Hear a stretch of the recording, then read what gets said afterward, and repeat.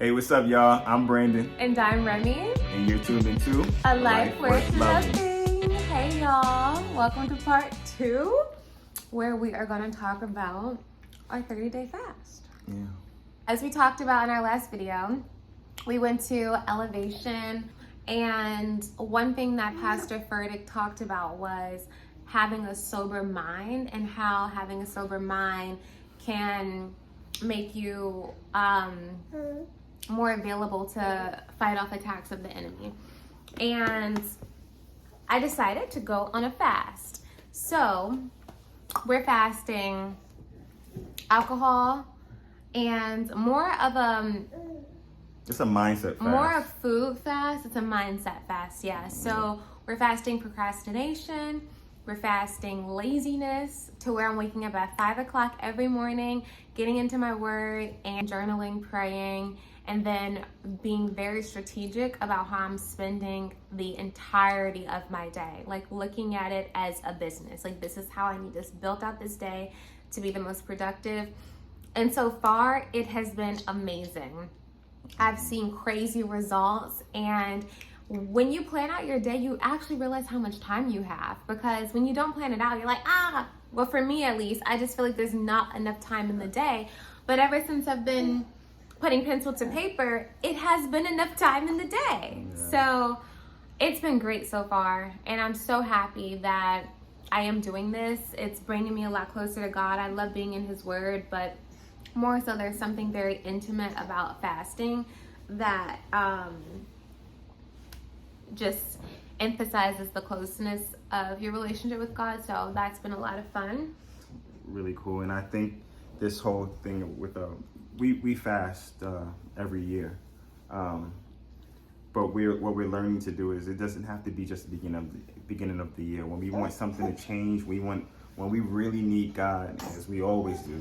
But with the things that we're working on, it's not just something that we can just do on our own. Yeah. We need every single step, every single direction from God. So that's what we're doing. And for us to execute on God's direction, we need structure. We need to hear Him Yeah, as well. we need to hear Him, but we need structure. We need no excuses, no procrastination. Because when God says go, we have to go. And how can we do that when we're in the spirit of procrastination? Something that He's preparing us for, which is very exciting, and I can't wait to share that with y'all. But we're going on this fast specifically to prepare us for the launch of something special. And guys, I can't wait to tell y'all everything about it. But this fast is crucial to leading up to that point. Yeah.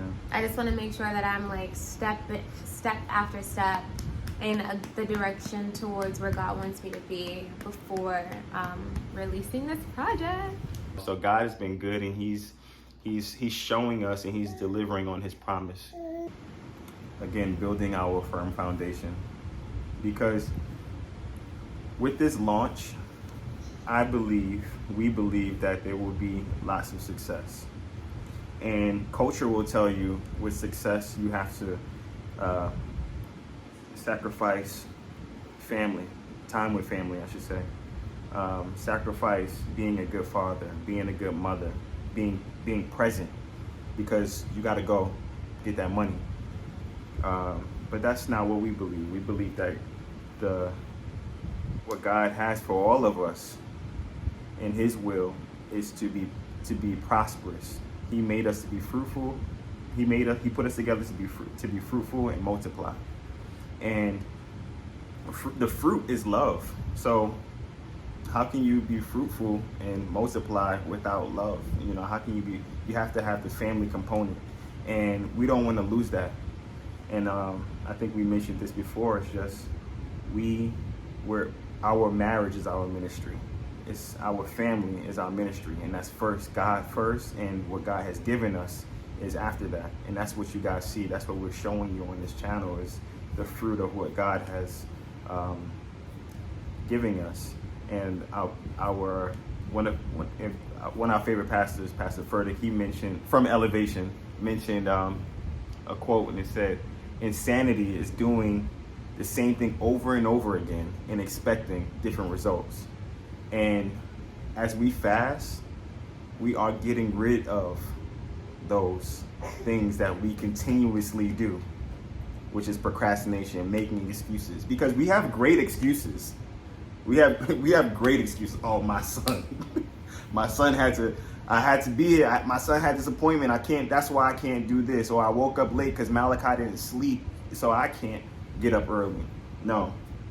And it's just funny that during this fast, just a few days ago, we just got back from our East Coast trip, and I was extremely tired. First off, we left our keys in North Carolina, another excuse that we could live on and say like, oh, well, we didn't have a car and this, but Remy's mom blessed us and was able to get our keys here miraculously. You know, she definitely held it down, but we got our keys. And I say that to say, I had to go pick them up, and it was really late at night. So in my head, I was like, that's gonna delay my plans of waking up early in the morning to do it. So I laid down, went to bed, and I got up the next morning, but I was extremely tired, and I was like, Brandon, just get some, I was just talking to myself, I'm like, Brandon, just get some rest, go to sleep, and start over. And tomorrow, you'll wake up early in the morning, and you can, you'll be fine. And I said, okay. So I closed my eyes, and I'm like, no, this ain't right. Something, my spirit was saying this isn't right. So I opened up the Bible app, because Remy and I do the daily devotional. We do the daily refresh, and I'm not sure if I'm gonna be able to find it in time, because I don't want to hold you, but it was just special, because the Bible verse spoke on do I have it? It was finding rest in God, and basically saying like, I am your rest, I am your strength. And that's what we have to use. Like, there's no more excuses, because our main excuse is God. The excuse we have to counter our negative excuses with the excuse that we have God, and say, you know what? When I am weak, He is strong. God is my source. He is all the strength that I need to get up at 5 a.m. and read His word, and then go to the gym and work on the vision and work on the plan and take care of my family. Of course we need rest, but God is all we need to propel when we're weak. And that's His whole thing. He can only show up when we're weak. We can be strong when we're strong. You know, we got it. You know, it's like and we're telling God to sit back. But when we finally admit that we're weak and we need Him and we're tired, that's when He says, okay, I got you, my child, my son, my daughter. And that's how we want to operate. You know, we, of course, you know, with people say, and not people, but it's in the Bible, faith without works is dead. But the faith is a huge component. Your work is just showing up. Your work is just opening up your eyes and surrendering and being obedient. It's not the doing. It's the work of laying down your plans and your thoughts and what you have that you think is an action. So yeah, that's where we are. Just our mindset. That's what we're fighting. We're in a constant fight to be in God's will, because there's so much distraction. There's so much fool's gold out here. There's so many great opportunities that can take us off our track. But our track and our mission is our family. Our track and our mission is God's will. And we want our family to be the vessel to live out God's will, and to inspire and encourage those in our circles and wherever we are, whoever we can reach. We want to be in community with you, because we're all going through the same thing.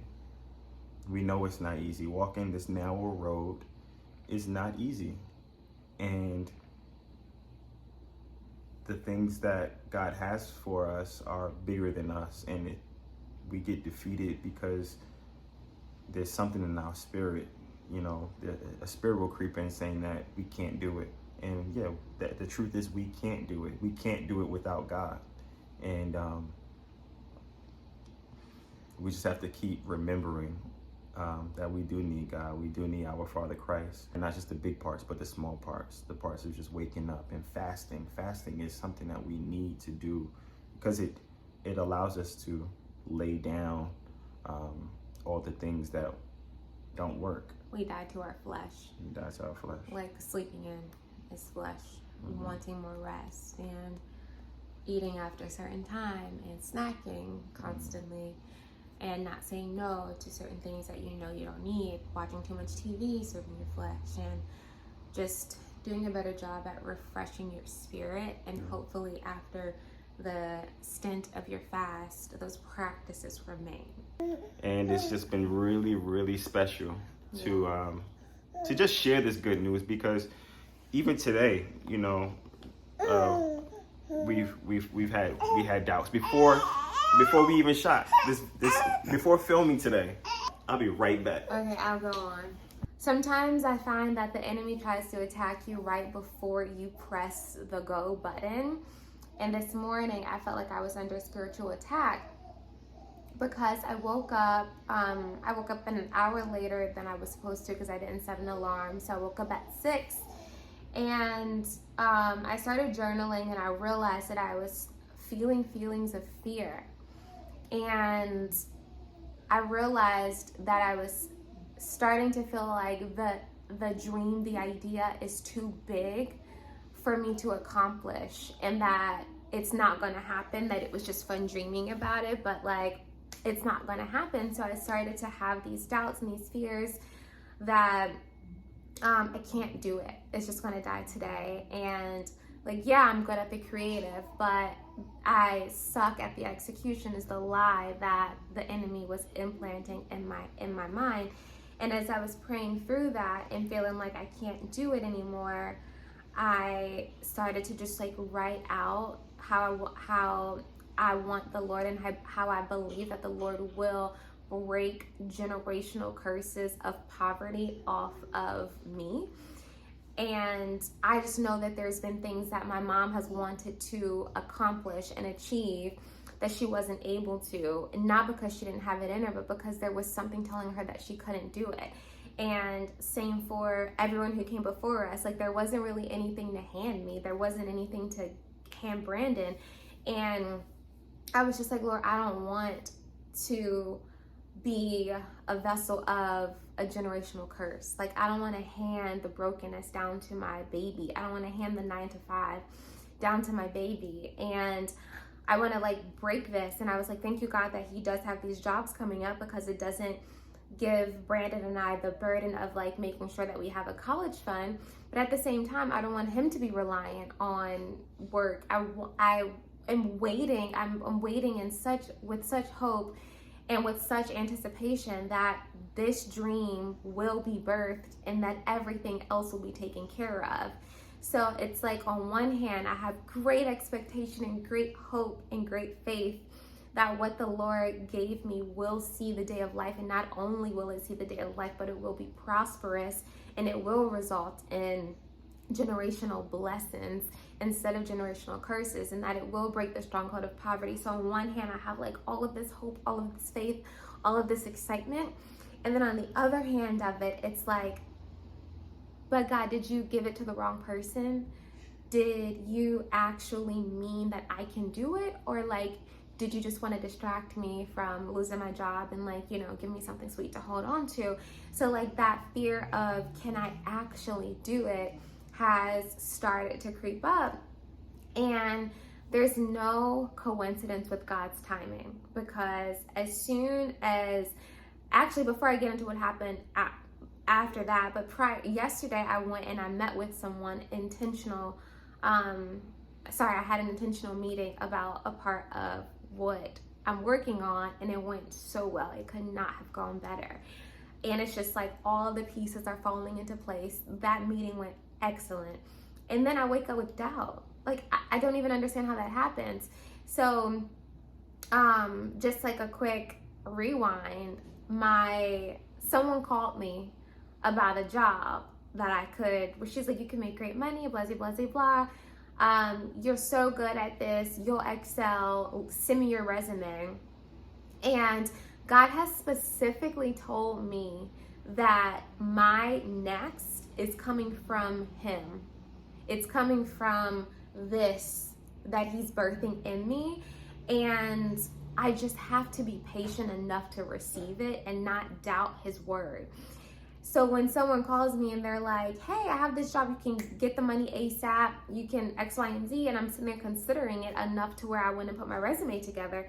And then I was instantly burdened as I was putting my resume together, because part of me put the resume together because I did not really believe in myself that I could be an entrepreneur. I didn't really believe in myself that I could be used for more than just the creativity, that I could be used for the execution as well. And it was almost as if I wanted that I cast my own safety net by putting that resume together. So I stopped it. I sent her a nice email and was like, sorry, but no thank you. So I say that to say that when I woke up this morning and I was feeling the feelings of doubt, I also wondered if I made the wrong decision by not even submitting for that job, because that same week I heard no twice. The same week, 2 grants that I applied for didn't come through for me. They ended up going with different candidates, and we're using everything we have to launch this business. Literally everything we have. So to hear no for 2 grants, and then for me to say no to a job opportunity, I almost felt irresponsible. But then I had to go back to what God promised me, and it's that He will take care of me, He will provide. And I have to believe that, I have to trust that, and I have to have faith that that will happen. Otherwise, I'm going to pick my plan, and I don't want to do that. I want to make sure that that every single step I take is a step where God picks up one foot and puts it down. I don't want to take a single step on my own, because I've done it before. And although, like, sure, I'm like, okay, I live to talk about it, but I don't want my best. I want God's best. And that means saying no to the doors that I can open for myself and allowing Him to say yes for the doors that only He can open for me. So in one hand, while I'm getting the no's from the grant opportunities, I'm celebrating that it is a no, because a no from man is a yes from God. So I'm like, okay, God, that is a yes from you, even though it looks like a no. So bam, we're there. And then I wake up with the doubt. How does that happen? When I say the enemy has great timing, he does. He knows that I'm on a roll. He knows that I'm spiritually mature. I'm believing in God. I am not only believing in God, but believing in what He says He will do. I'm waking up at 5 a.m. every morning to spend time with Him. I'm going on meetings to make sure that everything's working well behind the scenes. And I'm one foot in front of the other. I'm blindfolded following God. So the enemy knows that. So he tries to trip me up wherever he can. And the best way he can trip me up is by causing me to doubt myself. I don't need nobody else to doubt me. And he knows that. He needs me to doubt me in order for this whole thing to just go to ruins, for me to call up somebody and be like, y'all hiring. And as I was writing out, Lord, please break these generational curses of poverty over my family, I turn on the Potter's House, and typically we will put on Elevation, turn on the Potter's House, and Pastor Sarah Jakes Roberts, my girl, preaching down the house per usual, talks about generational grace and how we need to fight the giants that we're dealing with right now, so that our babies don't have to fight the giants that have our names on it. And when I say that, wrecked me, because if I don't fight procrastination, Malachi will have to. If I don't fight self-doubt, Malachi will have to. If I am unable to wrangle all of the adversity trying to tell me that I'm only good working for someone else, then Malachi will have to fight those demons. So that to me was enough. That was my ammunition to say, wow, great attack, but you got the wrong one. That gravitational pull towards heaven just won, because Satan, you got to go. The self-doubt, you got to go. And as I was just like so defeated this morning with like whether or not I could do it, God placed that message for that was perfect timing. Like, just like the enemy thought he had perfect timing by planting the seeds of self-doubt right when my foot was on the gas, Jesus had a better plan, and his plan won. So like for the message of generational grace to be not even an hour after I'm praying about breaking generational curses was not a coincidence. And I just feel